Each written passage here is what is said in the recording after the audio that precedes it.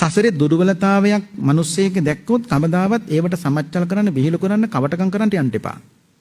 මොකද ඒවට තමයි කියන්නේ කර්මයේ පෙනිපෙනි කර්ම රැස් කරනවා කියලා. දුප්පත් වෙලා පුදුන සමහරුන්ට ඉගෙන ගන්න පුළුවන්. හැබැයි කවදාවත් මතක තියාගන්න ඕනේ ඉගෙන ගන්න බැරි තත්වයකටපත් වෙලා කවුරු හරි එම කවදාවත් සමච්චල් කරන්න යන්න හොඳ නැහැ.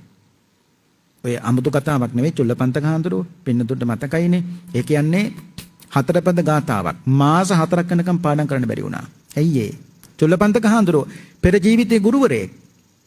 නමුත් ඒ පන්තියේ හන්තියේ හිට ඉගෙන ගන්න ළමෙක් ඒ ළමයා අල්ලගෙන මේ ගුරුවරු කවටකම් කරනවා.